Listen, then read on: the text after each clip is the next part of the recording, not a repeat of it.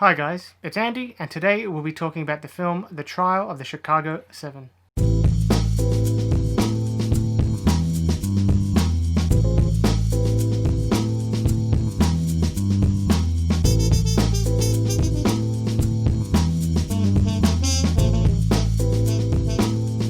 I was quite curious about this because it was written and directed by Aaron Sorkin. Now he's a little bit more known as a screenwriter, he started doing stuff like plays like A Few Good Men, which was then made into a film, and that was based off his script. And then he wrote television programs like The West Wing, The Newsroom, and various others as well. And he also wrote the scripts for films like The Social Network, of which he won his Best Adapted Screenplay Oscar. And he also co-authored screenplays like Moneyball, starring Brad Pitt, as well as various others. And he has only directed one film so far, Molly's Game, starring Jessica Chastain, which I was quite really impressed by. I really enjoyed that particular film. He has quite an idiosyncratic style a lot of the time, Aaron Sorkin, and it kind of, when you see from his television programs to his the films, they've all got a similar vibe. It's not necessarily a bad thing. I think it's a bit of a signature vibe of his, where like it's just a lot of the characters, like they're almost like everyone's the smartest one in the room, which I think for the type of topics he's tackling, you kind of need it. I mean, sometimes these people are talking so fast it's crazy. This particular film, which looks at a real life case in America in 1969, at the aftermath of the riots that took place at the Democratic convention of that year and its aftermath. Basically, the U.S. government, which then turned over to become a Republican government at that time, run by Richard Nixon, decided to charge a lot of the protesters at these riots at the convention and want to charge them with conspiracy, even though a lot of them only loosely knew each other. And it seemed to be a weighing that the police force trying to control the riots were actually partially to blame or mostly to blame for it. So straight away, you've kind of got two different sides, and it's very much a courtroom type of film, and looking at the case, and then it flashes back to the days of the riots. All the defendants are from different groups that are protesting, like student-led groups, other ones, and they're all obviously protesting at the Democratic Convention, and the Vietnam War is the kind of big thing that they're looking at here, wanting the end to the war. And one thing I really liked about this film is that at the beginning, when it's kind of setting up with a mixture of filmed footage and reels from old news and television programs, like trying to put you in the space and the time at the beginning of the film, it intercuts that with the young people. Obviously, during the Vietnam War, America had the draft system, so if your number came up, basically you had to go and fight in Vietnam. And I love that at the beginning, when it's setting up the context with all this old archive footage, it's also putting that against these young men getting these letters saying, pack your bags, get ready for war, you might not come back home.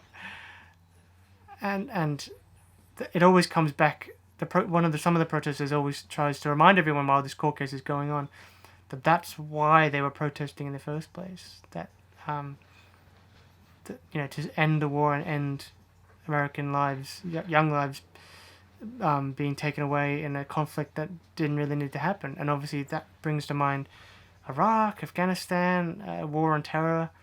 It's almost like we never learn, or some people never learn anyway.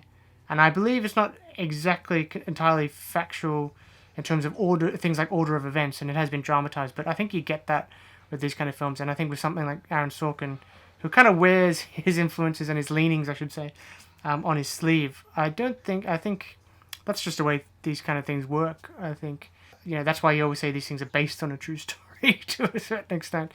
It's one of these ensemble films, so there's a lot of great actors doing a lot of really great work in this, which I was quite tickled to see. You've got Mark Rylance, the great British actor, won his Oscar for Bridge of Spies, but been in a lot of films. Did a lot of theatre as well. He plays the lawyer defending the seven people being gone after by the government, and he is really great. He's always great, but he's especially good And you've got Joseph Gordon-Levitt representing the side of the government prosecution, and he's very good. He's someone who's a little bit, maybe conflicted isn't the right word, but someone who has been asked by the district attorney to try and prosecute this case, if that's the right terminology. Though deep down he doesn't actually believe that these men were co-conspirators and to cause these riots.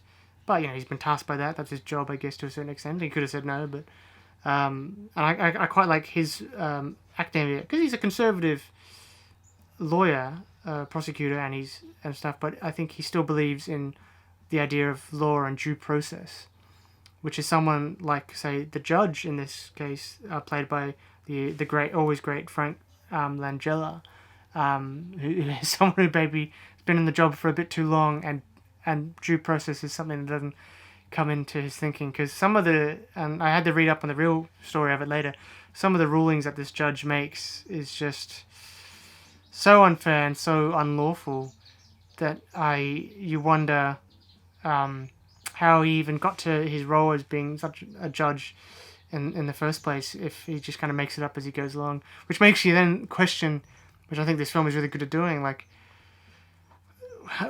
democracy and like due process and law, and like it's always on a thin razor edge, I think, because when you put certain people in certain positions, they can kind of make the law, change the law, make it suit them and their ideals and what they're after, and that's scary. These 7 men and an eighth one, played by I might pronounce this wrong, Yahal Abdul Mateen II. He plays Bobby Seale, national chairman then of the Black Panther Party, and the 8th defendant, though at some point his case and spoiler alert, something happens where he gets taken out with the 7, and how that happens and that process has such strong parallels to conversations that are happening now in 2020, which is really, really interesting, and in that way this film, even though it's taking place in 1969, 1970, I think, like in some ways things haven't improved or gone far enough when it comes to certain aspects of processes, especially in America, where all eyes are on America at the moment, as well, and what it does in the future and how that affects other countries and democracy and all these kind of issues, which is something that the film's really good at. I got to point out Sacha Baron Cohen playing one of the defendants, one of the hippie, I guess, protesters, for less of a nuanced term, and he is super duper great in it. It's unapologetic in its politics and its philosophies, and as I said before, and as I've mentioned, that's not a bad thing. I think you need to. I think sometimes when I watch something Aaron Sorkin's done, especially when he's done it a little bit poorly in the past, like a certain episode of The Newsroom, for example, where he's basically, the writer is the character and he's just shouting his philosophy to the world, which I don't think always works. So I'm glad in a way that he's almost had to have been, to a certain extent, constrained by the fact that he's basing this off a real event. So to a certain extent, though, as I mentioned, that there's some dramatization and some, changing of the details for dramatic effect, because it's a movie.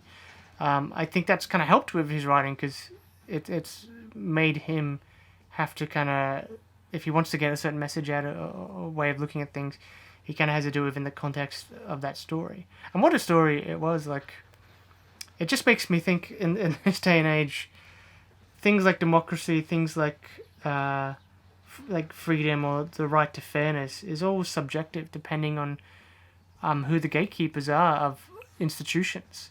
And obviously we see in some countries whose institutions aren't strong and aren't fair. You see the downside of that. You see when people can go to prison for doing something that they have a right to do. And it's those kind of questions that this film conjures up, and is very much, even though it's based in the past, it's looking at us now, the world. Well, it's definitely looking at America now. Aaron Sorkin, in his writing, has a really good, in terms of rhythm, there's a pace to it. It's almost like an instrument. Sometimes that can have an effect of a lot of characters sounding the same, Though I think with this film, he does that a little bit better than in some of his previous, say, television work. But there is definitely something about this that I thought was really great. It felt like a really great, solid 90s film. I don't know. I guess what do I mean by that? It just felt like something from that decade that you would have seen in terms of how it was shot, put together, the beats it kind of hit, in terms of story, and in a way that was quite a comforting effect on me because I quite like a lot of 90s films. Granted, some of them are horrible. For those interested, I really do recommend seeing it. It's on Netflix at the moment. So for those, I imagine a lot of people have it. So I recommend watching it. I'm curious to see what Aaron Sorkin does next as well, because it seems like he's quite set on now directing a lot of his films, which will be really interesting to see as well. So yeah, I hope you guys enjoy, and I'll see you next time.